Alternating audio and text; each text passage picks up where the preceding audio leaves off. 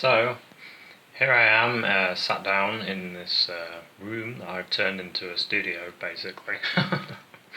I use it to do all my paintings. And I'm working on this one at the moment. This is a scene that I took a photo of when I was in London. And there I was, painting with Clive, Clive Art. And there's an Italian garden in Hyde Park, and in the garden there was this statue. And so what I've been doing so far is sketching in with chalk the statue of the lady. So I'm using a board. This is it's just MDF board, and I've covered it with gesso. I did 2 layers of black, and then I did, this isn't quite right here. This is why I like chalk, because you can change things pretty quick. That looks too big, so just wipe that out. And then you can come back and something like that. And this goes underneath here, so this is about there, so it sort of goes around like that, and then like that. So yeah, using the chalk is very useful because you can wipe it out, start a bit more, look at the lights and get them light areas in quick. Many areas like here is really light. That shape there. You don't have to go on to too much detail, but really I'm trying to see that light there, I'm trying to get that on here because that's an important bit of light. It goes like that and then down, sort of like that. And then that marries up with this light that hits there and there. So that's what I've been trying to do this morning. Trying to get this as close as I can. And then what I'll do is I'll use a bit of hairspray to make this not move as much. And then start painting and see what happens, really. Because it's going to be definitely going to be a challenge to paint this,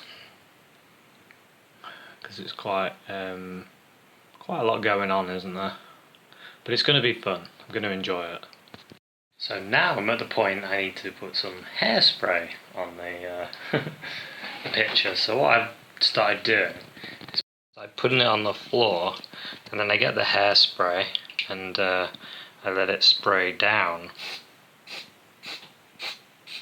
Let it fall to the board.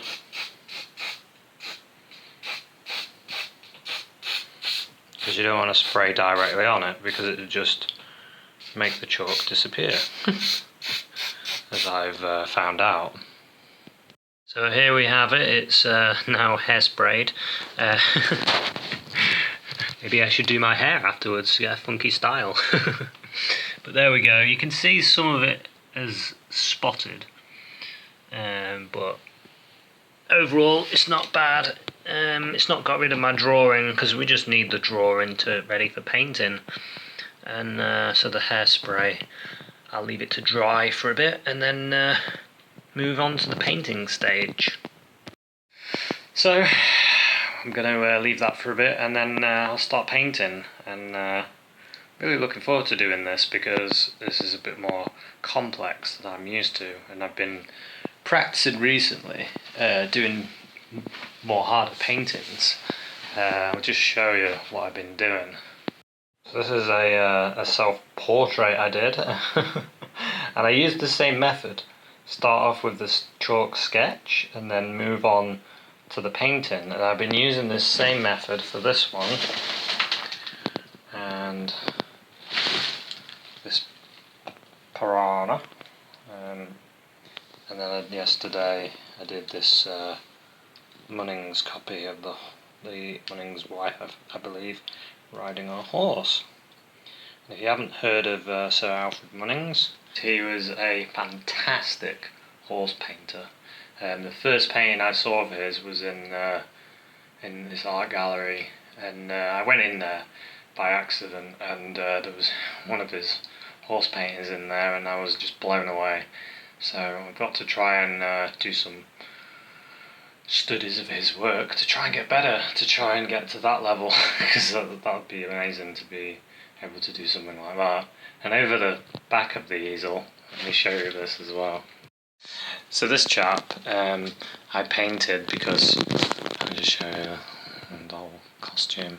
I painted that. It was an old photo of an engineer that spent some time in prison for a menial thing.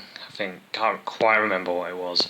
His name is John Dooley, and from what I saw though, a lot of the things in this book that I was looking at that they had done were things like stealing a shoelace or stealing a potato. Not exactly huge criminals, and a lot of these people were on the bread line, so you kind of see why they needed to steal some bread or something.